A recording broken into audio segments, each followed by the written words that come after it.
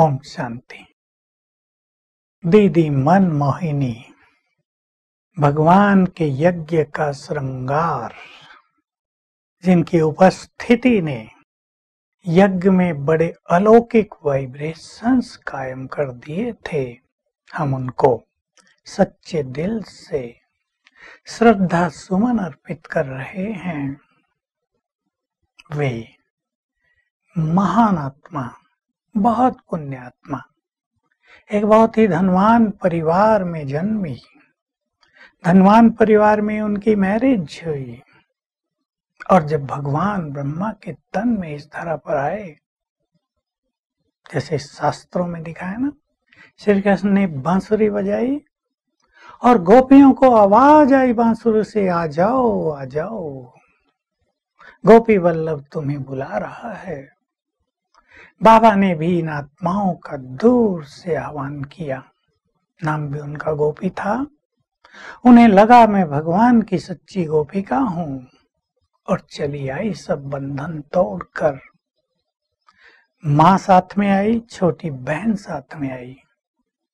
इतने धनवान थे ये लोग कि इनकी माँ को क्वीन मदर कहा जाता था। हमने देखा उनको, लेकिन बहुत साधारण रहती थी। दीदी ने शुरू से ही यज्ञ में बड़ा ही एक्टिव पार्ट बजाया। बहुत एक्टिव थी, बहुत बुद्धिमान भी थी, लेकिन आपको जानकर आश्चर्य होगा, वो पढ़ी लिखी नहीं थी। पढ़े लिखे ही बुद्धिमान हो यही जरूरी नहीं है।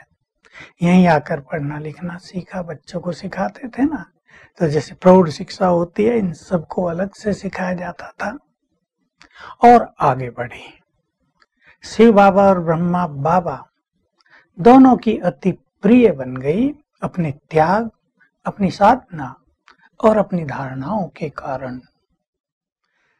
जब पाकिस्तान अलग हो गया, 3 साल तक तो ये महान यज्ञ कराची में ही रहा, लेकिन शिव बाबा का आदेश आया, भारत में चलना है, तुम्हें पहाड़ियों पर बैठकर तपस्या करनी है। तो दीदी और उनके 2 साथियों को बाबा ने भारत में भेजा। मुंबई आए, इंदौर गए, लेकिन कहीं भी ऐसा बड़ा स्थान नहीं मिला जहां 380 लोग रहकर तपस्या कर सकें। आखिर किसी ने राय दी कि आबू तपस्वियों की भूमि है, वहां जाओ। आ गए लोग, खिंच के आ गए। राजा के पास पहुंचे, राजा ने आज्ञा दे दी, स्वीकृति दे दी, अपना आश्रम आप खोलो। और यहाँ एक राजा का पुराना महल लेकर उसमें कार्य प्रारंभ किया। तो दीदी ही ऐसी तपस्वी भूमि पर इस ईश्वरीय विश्वविद्यालय को लाने की निमित्त बनी। बहुत क्लियर बुद्धि थी, भगवान की इंट्यूशंस को, टचिंग को सहज ही ग्रहण कर लेती थी। जब बाबा ने सबको सेवाओं पर भेजा तो दीदी जहां तहां गई, लेकिन आखिर में दिल्ली में आकर, दिल्ली में उन दिनों 5 सेवा केंद्र होते थे, सबको संभाला, सेवाएं आगे बढ़ाई। देखो दीदी पढ़ी लिखी ज्यादा नहीं थी, लेकिन उनके पास एक बहुत बड़ी कला थी, सबको प्यार देने की कला। उस कला में वो बहुत प्रवीण थी, इसलिए जो भी बहने भाई आते थे उनको प्यार देकर, प्यार भरी दृष्टि देकर बाबा की ओर आकर्षित कर लेती थी। इसलिए शिव बाबा ने उनका अलौकिक नाम भी मन मोहिनी रखा। छोटी कन्याएं आती थी, आप जानते हैं जीवन समर्पित करने में डरते हैं, छोटे तो और डरते हैं। दीदी गले लगा लेती थी, कहती थी तुम तो मेरी सखी हो, हम और तुम तो साथ ही रहेंगे। बस कन्याएं कुर्बान हो जाती थी भगवान पर। दीदी की बहुत बड़ी विशेषता हमने देखी। फर्स्ट क्लास स्टूडेंट, क्लास में सबसे पहले आना, डायरी पेन के साथ आना, मुरली के मुख्य महावाक्य लिखना, उनकी कॉपी कराकर 5-7 जगह रोज पोस्ट करना। उन दिनों यही साधन थे और कोई साधन तो था नहीं। और देखो कितना सुंदर व्यवहार था। मैं एक दिन रात्रि क्लास में 3 मिनट लेट हुआ। दीदी सबसे पहले आ जाती थी।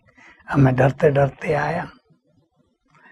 दीदी ने मुझे देख लिया, बड़े प्यार से कहा, भाऊ आज बहुत काम था क्या?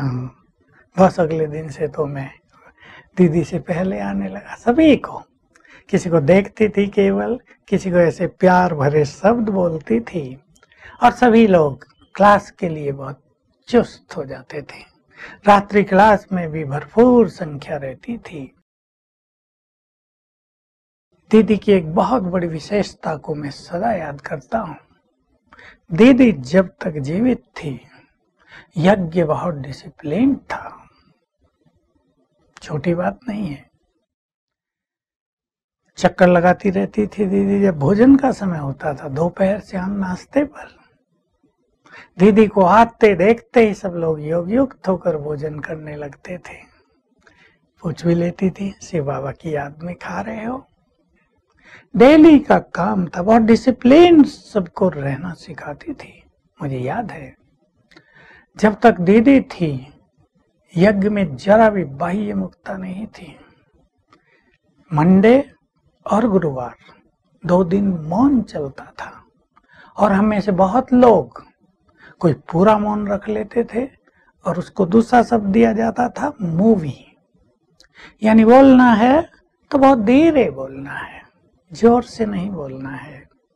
तो बहुत कम बोलते थे, बहुत धीरे बोलते थे, जिसको कह रहे बस वही सुने।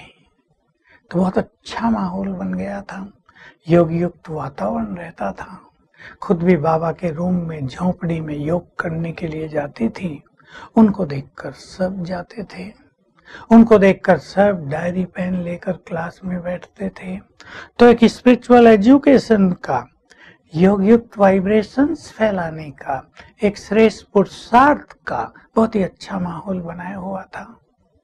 दीदी गंभीर भी थी और रमणीक भी। जैसे मैंने कहा, गंभीर माना ज्यादा बोलना नहीं, तेरी मेरी से मुक्त।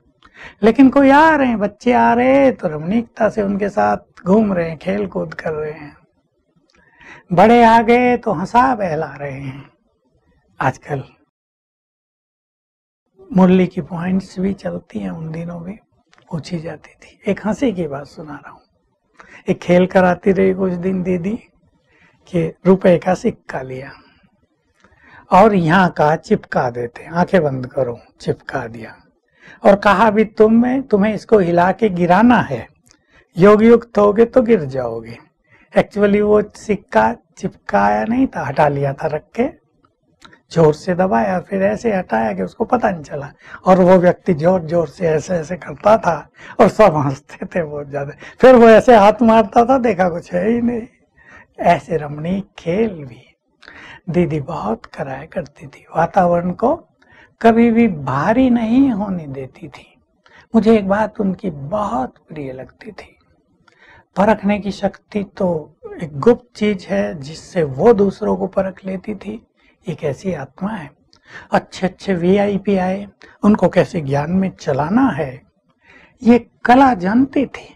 किसी को प्यार देकर, किसी को ब्रह्मा भोजन साथ में खिलाकर, किसी के साथ खेल कर, किसी के साथ थोड़ा घूमने जाकर, अपनापन देकर उन्हें बाबा का बच्चा बना लेती थी। लेकिन निर्णय शक्ति, कोई शिकायत लेकर आया हो तो केवल उसकी सुनकर निर्णय नहीं कर देना, सुनी सुनाई बातों पर नहीं, क्योंकि उन्हें अनुभव हो गया था लोग कुछ का कुछ बोलते हैं, उसको बुलाओ भाई, दोनों की सुनी, और निर्णय ऐसा सटीक होता था कि जिसने गलती की है, जिसने नहीं की, दोनों ही समझते थे कि निर्णय बिल्कुल परफेक्ट दिया है।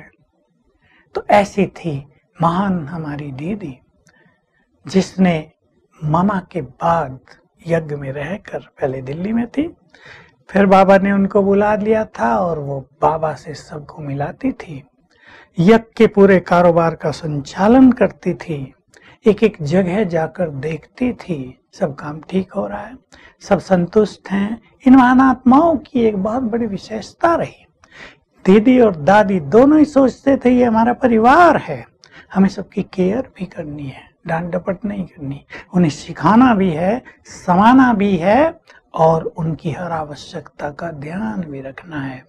तो सबको संतुष्ट करने की कला में प्रवीण थी। वो ऐसा समय था जब यज्ञ में इकोनॉमी चलती थी, तो भी सबको खुश किया, संतुष्ट किया। घुमाने बोल ले जाते थे हम सबको पिकनिक पर आबू में, जहाँ तहाँ खेल कराते थे, खुद भी रास करने लगती थी गीतों पर और एक मनोरंजन का माहौल बनाकर रखती थी। ऐसी दीदी को हम याद कर रहे हैं, जिन्होंने अपने महान कर्तव्य करके एक रिकॉर्ड बनाकर अपने देह का त्याग किया था। लास्ट बात सुना रहा हूं। कहा करती थी बाबा को कि बाबा आप तो लंबे समय से सूक्ष्म वतन में बैठ के वहां के आनंद का अनुभव कर रहे हो, मुझे भी तो कराओ। तो जब उनको थोड़ी बीमारी हुई, वो कोमा में चली गई। लोग सोचते थे क्या हुआ क्या हुआ, परेशान थे। लेकिन जब बाबा का संदेश आया तो बताया गया कि दीदी की जो इच्छा थी, बाबा ने उन्हें 1 माह सूक्ष्म वतन में रखकर सूक्ष्म वतन के भिन्न भिन्न अनुभव कराए हैं। ऐसा प्यार था उनका और बाबा का। ऐसी आत्मा को सत सत नमन। ओम शांति।